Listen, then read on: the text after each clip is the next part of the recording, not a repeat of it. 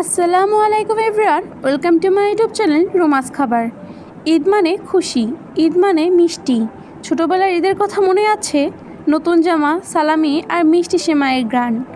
আজকে রেসিপিটা ঠিক সেই স্বাদের, যা খেলে পুরনো দিনের কথা মনে পড়ে যাবে। তাহলে আর দেরি কেন, চলুন বানিয়ে ফেলি ঈদ স্পেশাল জর্দা সেমাই।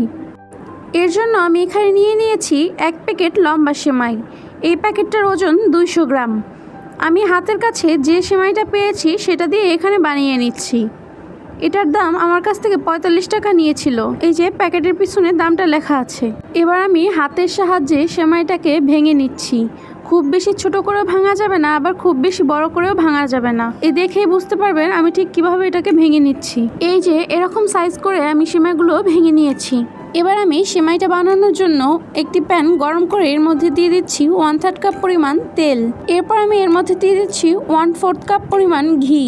অবশ্যই এখানে ঘিটা ইউজ করার চেষ্টা করবেন, সেক্ষেত্রে খুবই ভালো একটা ফ্লেভার আসবে। চাইলে আপনারা এখানে সয়াবিন তেলটাও ইউজ করতে পারেন, তবে সেক্ষেত্রে খেতে খুব একটা ভালো লাগবে না। এরপর আমি তেল ও ঘিটা ভালো মতন গরম করে এর মধ্যে দিয়ে দিচ্ছি 3টে এলাচ এবং 2 টুকরো দারচিনি। আপনারা চাইলে তেজপাতাটাও ইউজ করতে পারেন।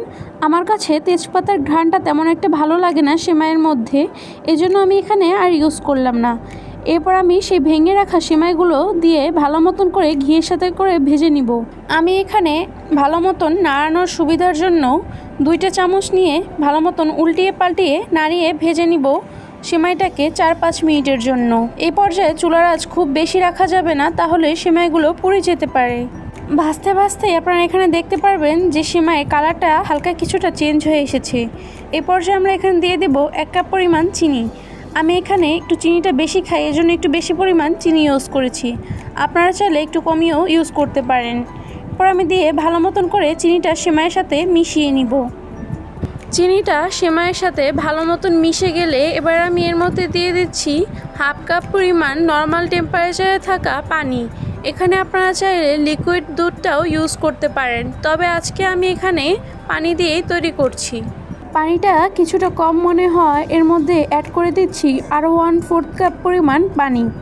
এবার পানির সাথে সেমাইটা ভালো মতন মিশিয়ে অনবরত নেড়ে নেড়ে জাল করে নিতে হবে। একটা পর্যায়ে চিনি এবং পানিটা গলে এই যেরকম পানি বের হয়ে আসবে এবং কিছুটা নরম হয়ে আসবে সেমাই। এই পর্যায়ে আমি কিছুটা পরিমাণ লবণ দিয়ে দিচ্ছি। লবণটা এখানে অপশনাল, আপনারা চাইলে দিতেও পারেন, নাও দিতে পারেন। তবে মিষ্টি খাবারে যদি লবণটা দেওয়া হয় সেক্ষেত্রে খাবারের টেস্টটা আরও বেশি বেড়ে যায়। সেমাইটাকে নাড়ানো একদমই থামানো যাবে না, সেক্ষেত্রে নিচ দিয়ে লেগে আসতে পারে। এরপর আমি এর মধ্যে দিয়ে দিচ্ছি কিশমিশ। এখানে আমি 2 টেবিল চামচ পরিমাণ কিশমিশ ইউজ করছি। আপনারা নিজেদের স্বাদ অনুযায়ী কম বেশি করে নিতে পারবেন। দিয়ে আমি ভালো মতন মিশিয়ে নিচ্ছি। সেমাইটা চুলা থেকে নামানোর 1 থেকে 2 মিনিট আগে এর মধ্যে দিয়ে দিচ্ছি কাজু বাদাম, পেস্তা বাদাম এবং কাঠবাদাম কুচি দিয়ে ভালো মতন মিশিয়ে নিচ্ছি। এটা সম্পূর্ণ অপশনাল, আপনারা চাইলে এখানে বাদাম ইউজ নাও করতে পারেন, তবে দিলে এখানে এটি খেতে একটু বেশি ভালো লাগে। এবার আমি সেমাইটাকে ভালো মতন নাড়িয়ে নাড়িয়ে সেমাইয়ের মধ্যে যে এক্সট্রা পানিটা আছে সেই পানিটা একদম টানিয়ে নিব।